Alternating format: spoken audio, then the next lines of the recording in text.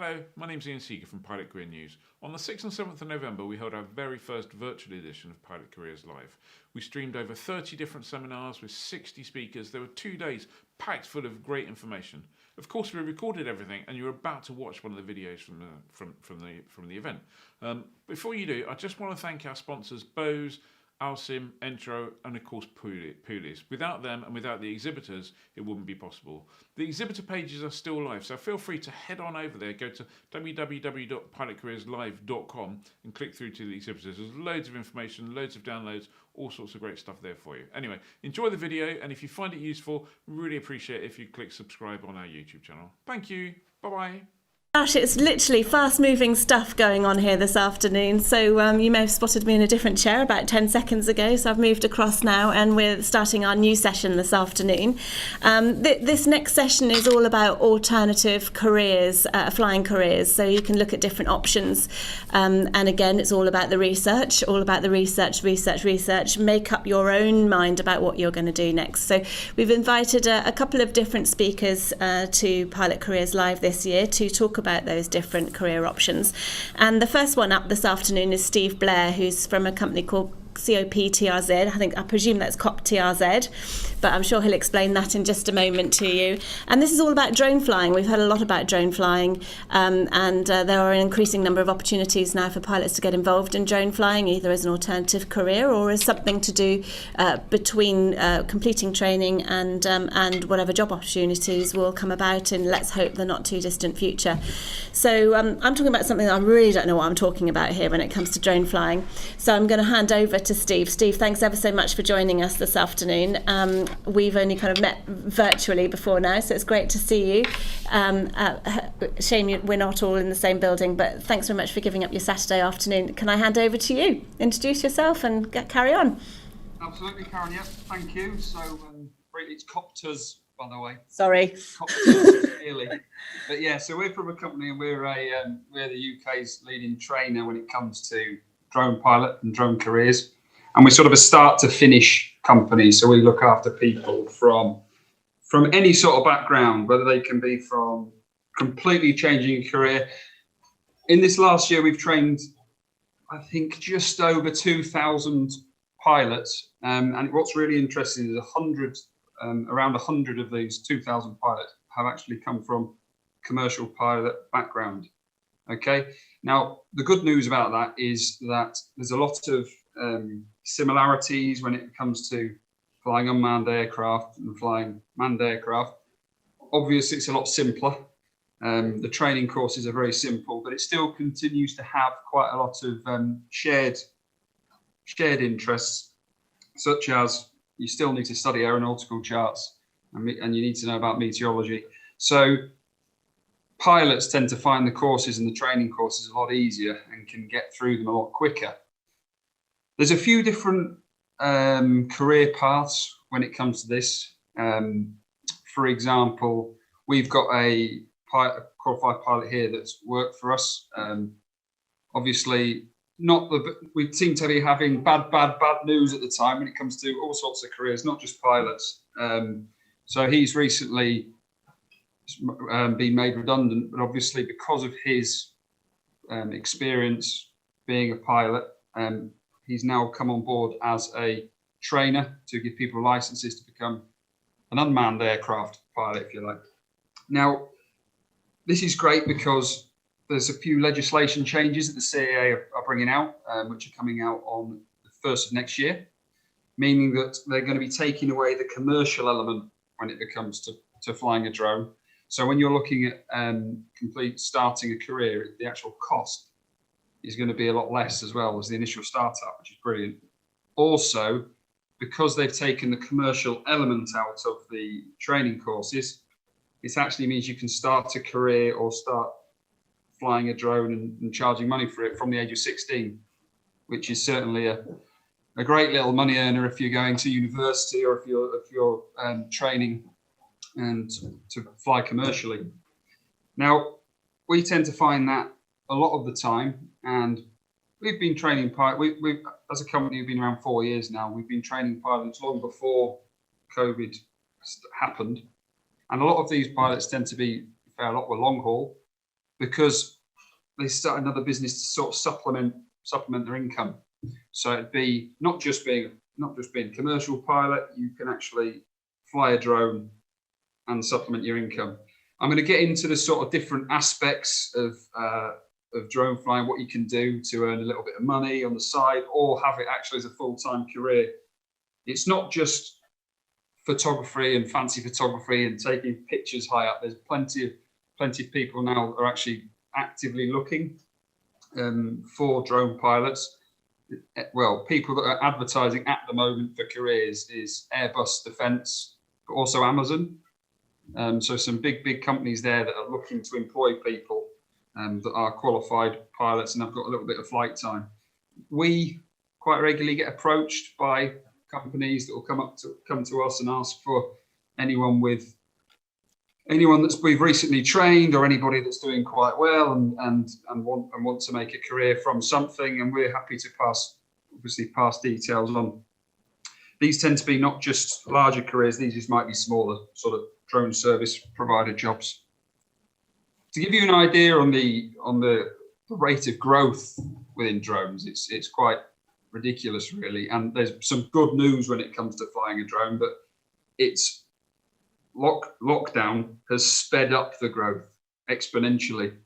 To give you an idea, the drone industry, and just the drone service industry, I'm not talking about the military, I'm not talking about the police force, I'm not talking about large inspection companies, I'm talking just about drone service companies. So this could be something like wedding photography, roof inspections, thermal inspections, that sort of thing. Worldwide growth is expected to go from 4.4 billion in 2018 to 63.6 billion in 2025. So it's a rapidly growing industry, and it's very much the early adopter stage. I've got a couple of slides that I'm going to put on and share and sort of touch on a few different job opportunities which they're out there, and hopefully, if you turn on the news at the moment, it's all very negative, but actually talk about a few optimistic things that you can do, and certainly fine. So I'm just going to share my screen now, so make sure you can see this. Okay.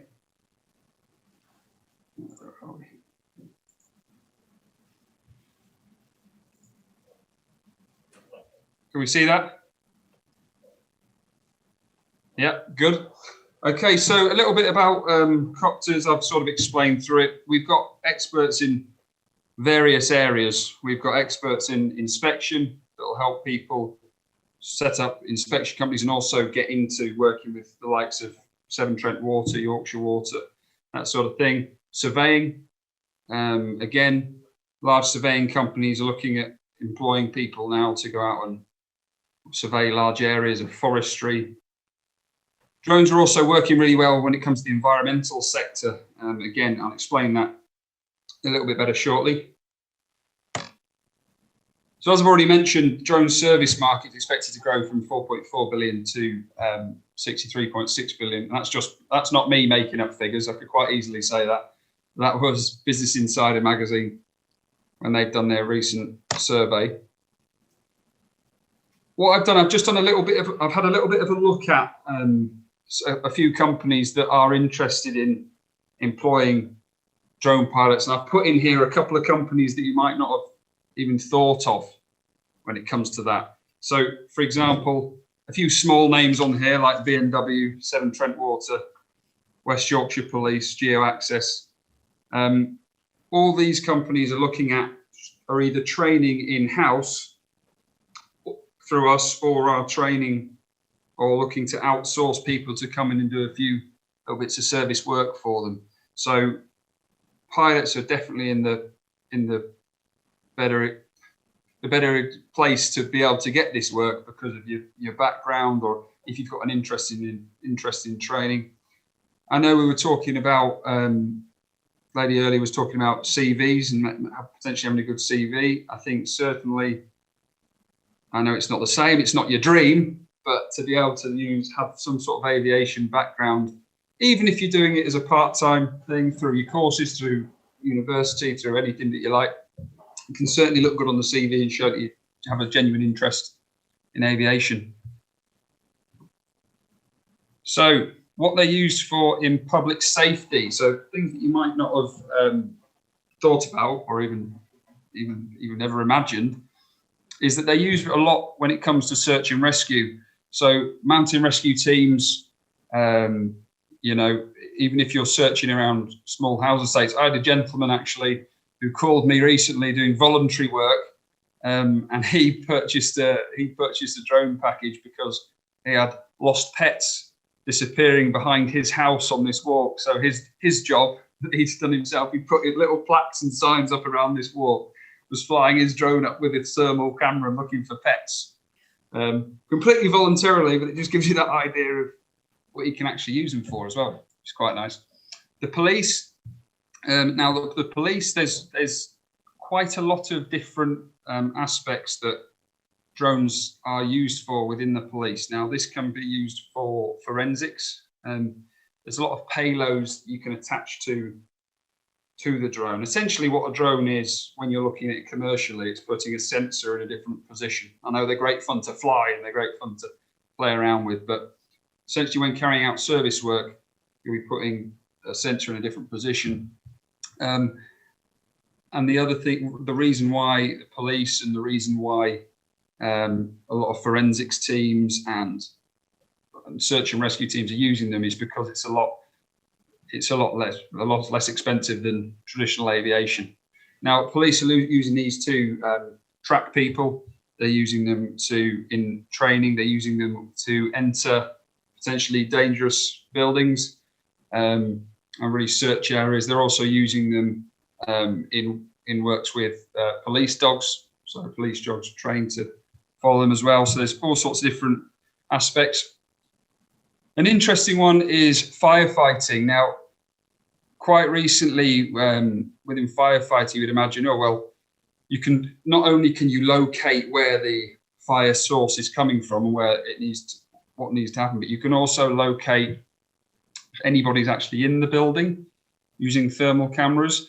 Now, fire services haven't actually, well, they are very slowly starting to adopt a lot of initial drone technology. So what they're looking at and quite regularly look at is your sort of drone service providers to be able to come and work with them and in tandem with them.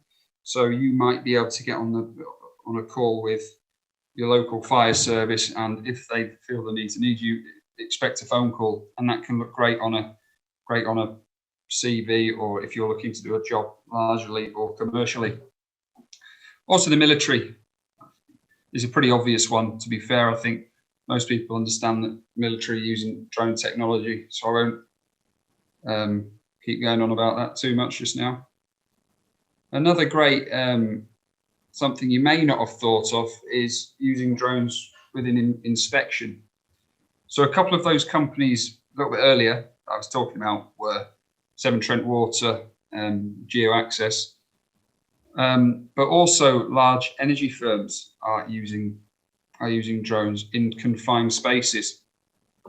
If you look at this in the top left-hand corner of your screen, this is that circular object there is actually a drone that can be dropped into a small chamber, so a gas chamber or a tank, and it can basically inspect the area and fly around somewhere that somebody would previously have had to have gone into this area. Obviously saving the company huge amounts of expenses on health and safety reports, but also saving people's lives really, from the sense, because doing confined space inspections is quite a dangerous job, as quite a few people already understand. Working offshore as well, it's even carrying medical supplies. There's been a test recently during lockdown about carrying medical supplies out to oil rigs that was successful, so that'll lead to something. Wind farms is a big one, because you can imagine the amount of time it takes a rope access team to climb up a windmill to inspect if there's any damage or anything on a windmill. And if you timed that by, say you needed to check 50 windmills, it's pretty much a full-time year-round job. To be able to do that with a drone means that these people can use their skills to be able to do what they're good at, which is repairing large engineer works. Now, again, with this sort of work, it's very much something you can do on the side. It's not necessarily a job that you would need to be employed by an inspection company. It's something that you can go out and help. And the other good thing is you don't actually need to know a lot about what you're doing. You need to have a basic understanding, but your customers are just going to ask you, can you go up and do a report of a certain area? Can you film this certain area? So don't think to get into doing inspections in large oil tanks and oil refineries that you need to know anything about refining oil. You literally, it's your job to get the data, process the data. And we have people and quite a few examples of people that are earning a very good amount of money doing it. And I think certainly with the new regulation changes and with people being able to do this as they're younger, and the Xbox, PlayStation generation have definitely got an advantage when it comes to flying these things and getting the best footage that they possibly can do. Another big one is surveying. Surveying is really, excuse the pun, but taking off when it comes to using drones in the surveying industry. Big mapping large areas. I'm ready to do lots of building works and things. And you can do them really closely and get really exact figures when it comes to surveying. This is certainly a job that a lot of people are interested in, a lot of people are getting into. And again, it's something that you could use. This is more of a full-time job, so it'd be something that potentially you would do not in tandem with being a commercial pilot. It's more the inspection jobs and the agricultural jobs that I'll go on to next are more suitable. Now, I don't know if anybody watched it, but I'm sure, well, of course I know everybody watched it, the David Attenborough series recently, which was David Attenborough's witness statement. Now, I don't know if you know, I'm quite sad when it comes to drones now. But at the end, when it said, what does the future look like? There's 3 or 4 drones flying out of the forest and whizzing along carrying seeds and planting seeds. Now, this is actually happening. There is a company called Airseed, which are planning to plant 20 million trees using drones. And it's absolutely fascinating. Also, if you care for the environment, if you're just doing small jobs where you would be sort of helicopter style jobs, drones are now being used to carry out that work a lot faster, but also a lot better for the environment. With the payloads that they can attach to the bottom of the payloads, can actually locate. If you've got a large area of the field, you can actually locate if there's any area that needs pesticides spraying, right? Because it can detect the heat or detect what the chlorophyll in the leaves, how much light it's taking in. So it can see where pesticides need spraying, which can then send that, it can either spray the pesticides or work in tandem with a tractor that will tell them exactly where it needs spraying. So large fields, traditionally, a farmer would go out and spray a whole field with these pesticides. Now a drone can literally fly up, scan a field within half an hour and tell them exactly where it does need spraying. Obviously, less pesticides being used is a massive advantage and quite a strong subject at the moment when it comes to the environment. Steve, sorry to interrupt, just to let you know, we've just got a couple of minutes left. I'm not sure how that works with your planning. Yeah, that's fine, not long left. Thank you. So this is what I'd like to say is, if you've got any, if you have any questions or queries, I'm more than happy to speak to you on a one-to-one basis. I've put on there you get a 10% discount for the training, but it's more along the lines of, I understand it's a bit of a tricky time now for sort of young pilots, so I'd be more than happy to talk to anyone about getting in touch and really seeing the opportunities out there of what you can do. And as I say, thanks again for having me on. The email address there, if anybody does want a 20-minute conversation or in a little bit longer, drop me an email on that, and I'll be more than happy to have a one-to-one with somebody. So thank you very much. Oh, thank you, Steve. That's really kind of you. We have had some questions through during the time you've been chatting, but I'm hoping you're going to join the Q&A panel with us a little bit later on this afternoon, and we'll bring those up in that Q&A panel if that's okay. So those people who've asked those questions, don't think we're ignoring them. We will come back to them in the Q&A panel as promised later. So once again, a big thank you to Steve. A quick reminder that we really must thank all of our sponsors who have supported the event. That's Bose, Alsim, Pooley's and Entrol. And a reminder that if you shop with Pooley's, make sure you put the PCL code in at the checkout, and that'll give you a 5% discount. And also a reminder, please, to do go and have a chat with our ATO virtual exhibitors whilst you're with us today. They would love to hear from you. So thanks again to Steve, and we will close off now. The next session coming up is with Heli Centre Aviation about helicopter pilot career pathways. Thanks, everybody.